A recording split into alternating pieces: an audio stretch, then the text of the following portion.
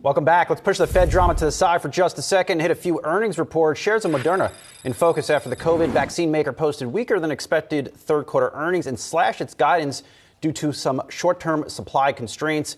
Yahoo Finance senior healthcare reporter Anjalee Khemlani has been covering this one all morning long. Anjalee. That's right, Brian. As you mentioned, down. And the company looking at the sales guidance for the COVID vaccine down to $18 billion from a previous $21 billion.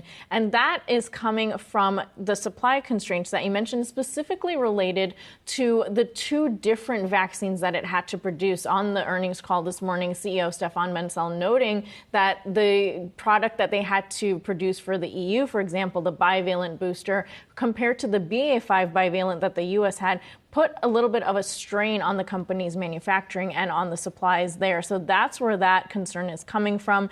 They also noted, a lot of other things in the pipeline, really trying to shift the focus to the ongoing pipeline with RSV data out expected this winter and their flu vaccine data expected in the first quarter of next year. And important to just draw a little bit of a comparison here. We know that Pfizer, for example, already has their first look at their RSV data and is expecting to apply for that regulatory approval by the end of the year. And so Moderna is a little bit behind here by comparison. We also saw Pfizer update its guidance for the year and move up $2 billion by comparison for its COVID vaccine sales. And both companies are really struggling to prove their worth outside of the COVID product pipeline. And so that's where things stand right now. Moderna is also looking at the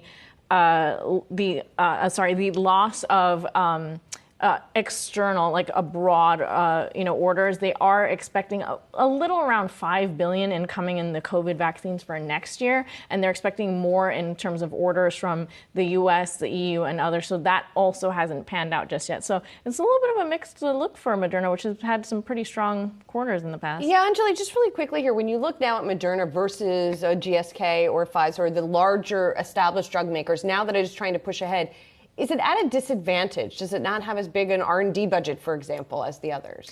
I would say yes. So they do have a lot of cash on hand, and they do have a lot of opportunity for that capital allocation. And we did actually hear from Bancel this morning saying that the company isn't really focused on things like M&A, things that other larger companies are looking at. They look at acquiring small molecules, where Moderna is really staying focused on the mRNA platform.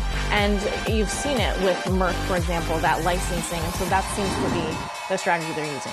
Anjalee, thanks so much. Appreciate it. And the opening bell, putting a nice period at the end of Anjalee's commentary there about what's going on with the drug makers. I was looking for Jamie Dimon. I don't see him up there. He's not up there, Julie. No, I don't think he's doing the personal advisors, I guess, which is the business that they're talking about there.